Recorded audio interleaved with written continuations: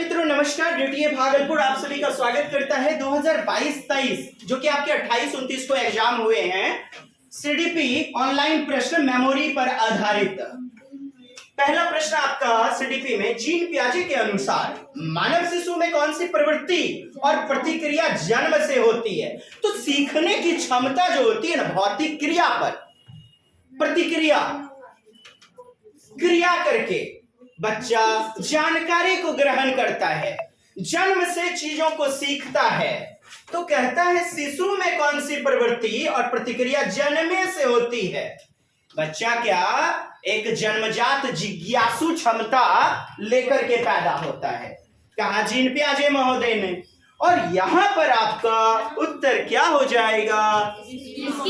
Schema यानी packet of information.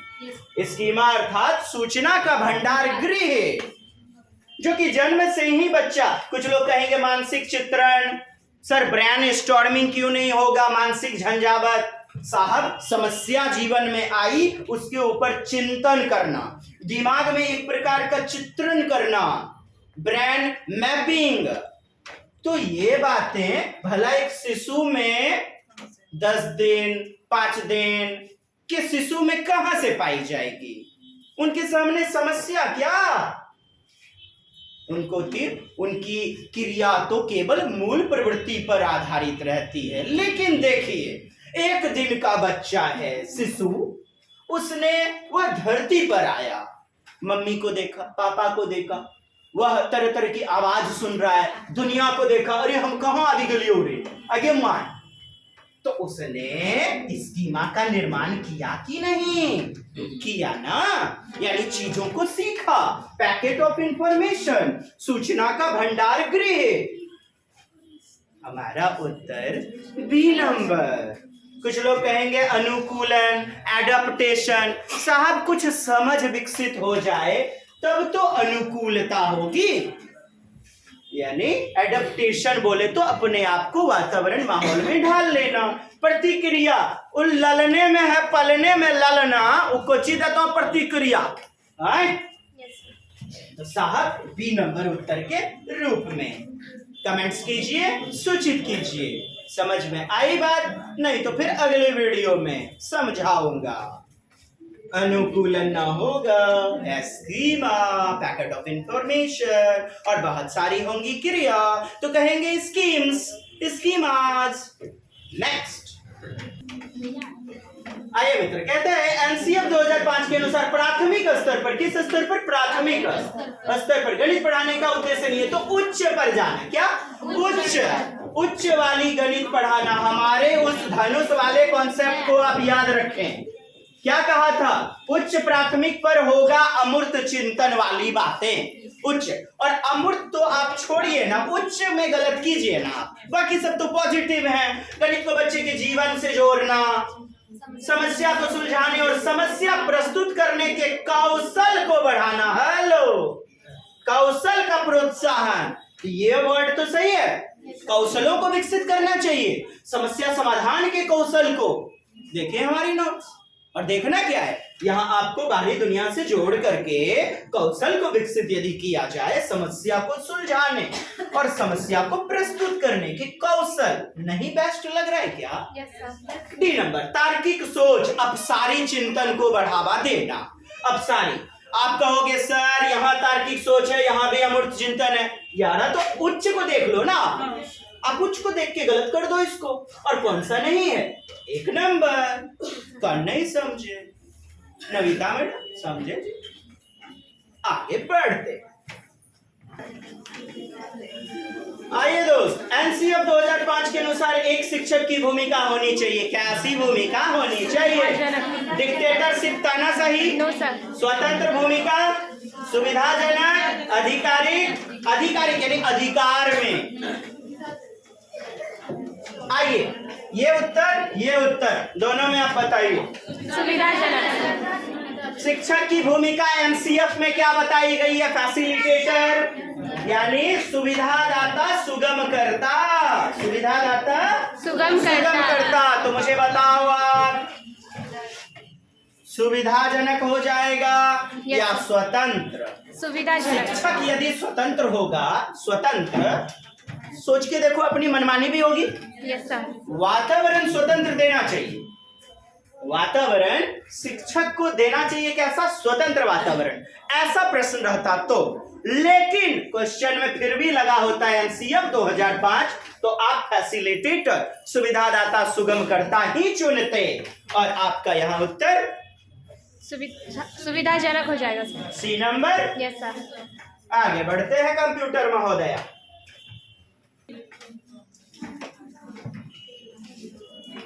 हाँ जी, देखिए प्रश्न क्या कह रहा है, नई शिक्षा नीति 2020 के अनुसार। पढ़िए जी मैडम जी, क्वेश्चन क्या बोल रहा है। राष्ट्रीय शिक्षा नीति 2020 के अनुसार आकलन की क्या उद्देश्य है। पहला कह रहा है सीखने के स्तर को सुनिश्चित करने के लिए विद्यार्थियों में तनाव उत्पन्न करना और डर पैदा करना। तनाव और डर पैदा करना कहाँ तक जायज है? गलत है। ना जायज है, दूसरा खराब बात बोला प्रीति मैडम, खराब बात बोल रहे, सही बात। हाँ, दूसरा नंबर पढ़िएगा। अध्यापन अधिगम क्रियाओं को दोहराना। अध्यापन यानी टीचिंग, अधिगम बोले तो लर्निंग, इन क्रियाओं को दोहराना। चलिए ठीक, आगे बढ़ते हैं। अधिगम और विकास को अनुकूलित बनाना। अधिगम और विकास, डेवलपमेंट को बच्चों के अनुसार ढाल देना। हेलो, अनुकूलन का मतलब क्या बताया, ढाल देना, एडप्ट कर देना, अनुकूलित बनाना।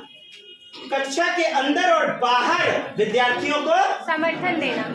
बाहर भी रास्ते में मिल जाए या बाहरी दुनिया से बच्चा कॉन्सेप्ट को बोले, यदि बाहरी दुनिया का कुछ कॉन्सेप्ट बोल रहा है बच्चा, तो आप उसको, अच्छा बेटा सही है, बहुत अच्छा, मैं आपको क्लियर कर दूंगा, तो आप समर्थन दोगे।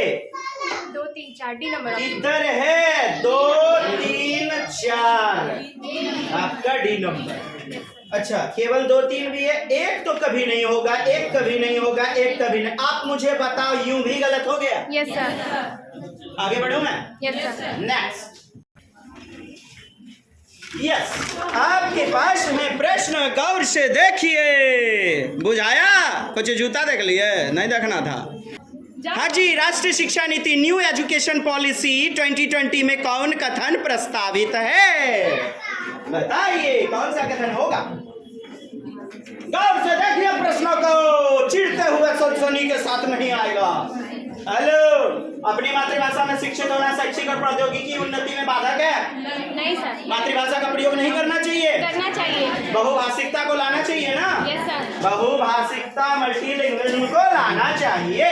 तो ये कहता है गलत, तो पहला विकल्प हो गया हमारा सही हो गया ना।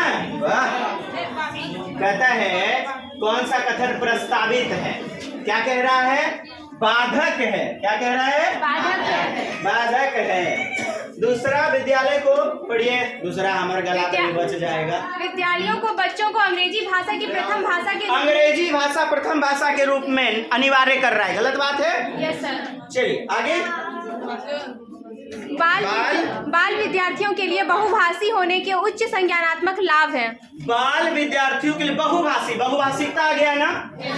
बच्चे अपनी मातृभाषा के प्रयोग करेंगे तो संज्ञानात्मक क्षमता उनका लाभ होगा, बेनिफिशियल होगा। बहुभाषिकता का प्रयोग किया जा रहा है। D number. द्विभाषा उपागम विद्यार्थियों में उलझन पैदा करता है और द्विभाषिकता उलझन। हेलो, हमने क्या बोला है, बहुभाषिकता द्विभाषिकता को संसाधन के रूप में देखिए, रिसोर्स के रूप में देखिए, कभी बाधा, रुकावट, हिंड्रेंस न देखिए। केरल, कन्नड़, मलयालम, बच्चा जिसका भी प्रयोग करना चाहे कर सकता है। अब देखिए बाधा, बाधा, अंग्रेजी केवल मातृभाषा प्रथम भाषा के रूप में गलत। क्या आ गया? बहुभाषिकता। और आप जब भी वार्तालाप करेंगे या दिल से चोट लगला है, गोली मारे वाला है, बाप रे, तुरंत अंग्रेजों के बच्चा, अंग्रेज के बच्चा ने अंग्रेजी टाई बोलने वाला भी तुरंत अपनी मातृभाषा में घुस जाएगा। और संज्ञानात्मक लाभ यानी वह सीखने में मजबूती प्रदान करता है। क्या? मल्टीलैंग्वेज पॉलीग्लॉट। आइए सी नंबर उत्तर मारना पसंद करेंगे। Yes sir. देखिए कितना बेहतरीन प्रश्न था।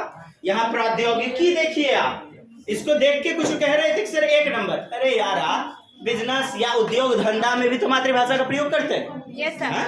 सिखाया थोड़े जा रहा है। कैसा लगा प्रश्न? अब आए बताइए। क्या करेगा? Share, subscribe, like. सब्सक्राइब करिए मत करिए कोई दिक्कत नहीं, शेयर कीजिए। हाँ आगे बढ़ूं? Yes sir.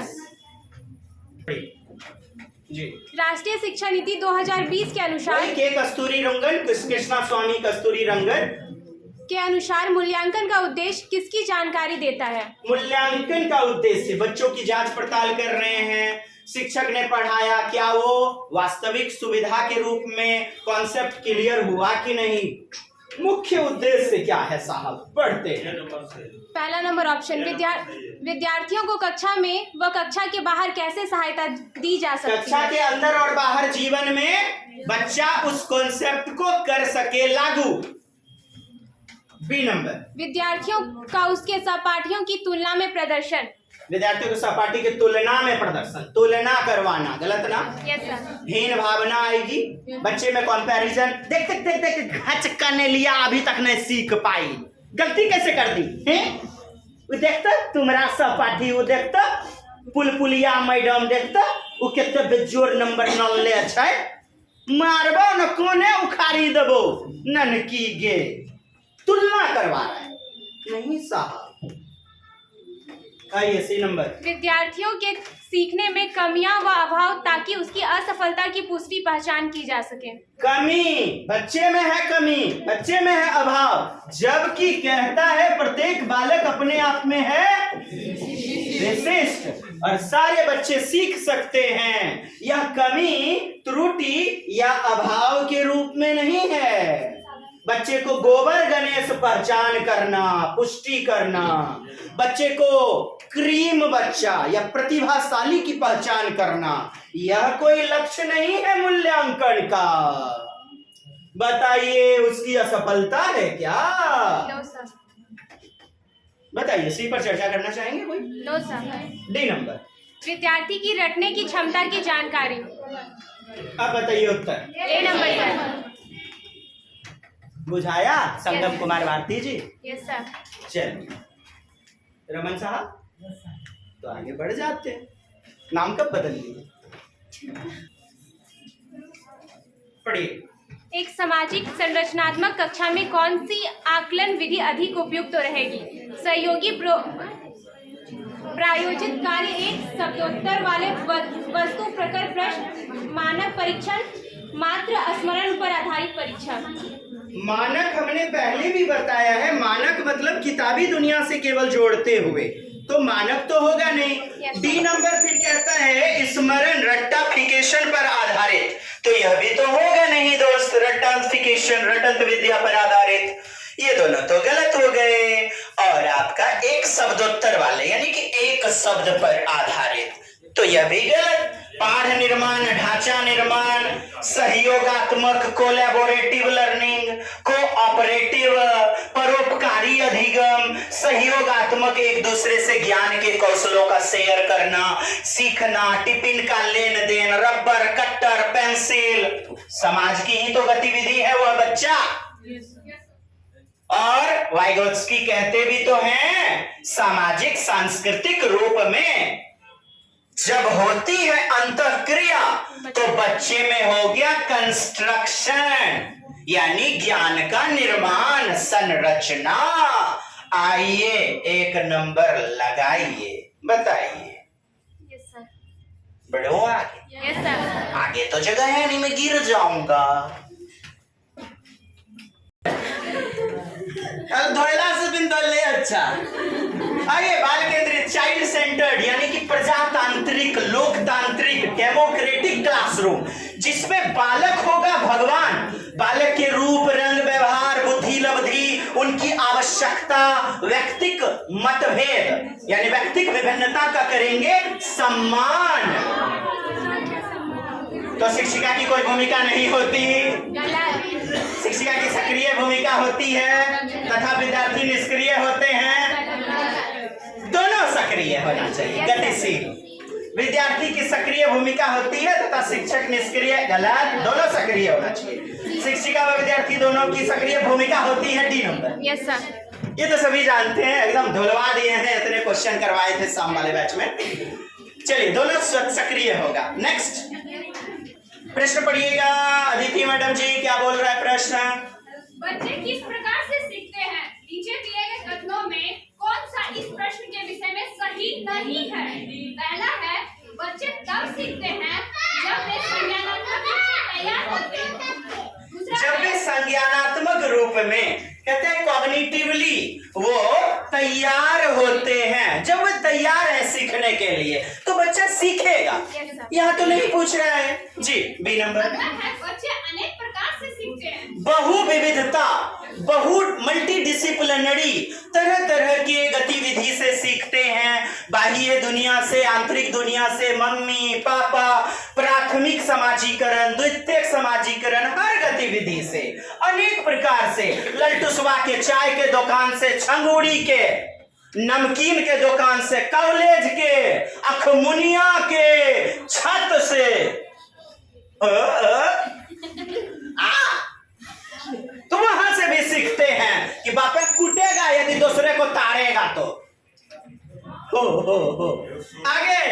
अगला है, बच्चे सीखते हैं क्योंकि वे स्वाभाविक रूप से प्रेरित हैं। क्योंकि वह स्वाभाविक रूप में प्रेरित हैं। अच्छा, डी नंबर पढ़ लीजिए तो। डी नंबर है, बच्चे केवल कक्षा में सीखते हैं। केवल कक्षा में सीखते हैं दोस्त, गलत हो गया ना। Yes sir. बच्चे जो स्वाभाविक यानी प्राकृतिक रूप में, नेचुरल रूप में प्रेरित, जब मोटिवेटेड रहेंगे तो बच्चे सीखेंगे। बच्चे अनेक प्रकार से सीखेंगे। तीनों विकल्प सही हैं, क्या सही नहीं है? D number. और यही हमारा उत्तर होगा। गलत पूछा जा रहा है, डी नंबर। कैसा लगा प्रश्न? बहुत अच्छा। आगे बढ़िएगा, गिर मत जाइएगा।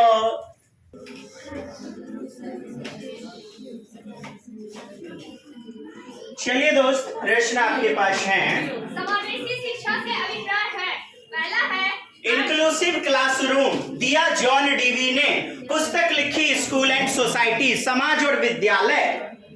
पहला, आर्थिक रूप से कमजोर वर्ग का आरक्षण केवल सरकारी विद्यालय में ही उपलब्ध कराए जाए। 25% का कोटा, आरटीई आपको बताया गया है, तो 25% का कोटा सब विद्यालय में रहता है, केवल सरकारी में गलत। क्या है समावेशी? हर जाति, वर्ग, सामान्य बुद्धि, विस्तृत बुद्धि, सारे बच्चे, सबको एक छत के नीचे शिक्षा देना, अलग से नहीं, सबकी सुविधा का ख्याल रखना, आवश्यकता का ध्यान रखना।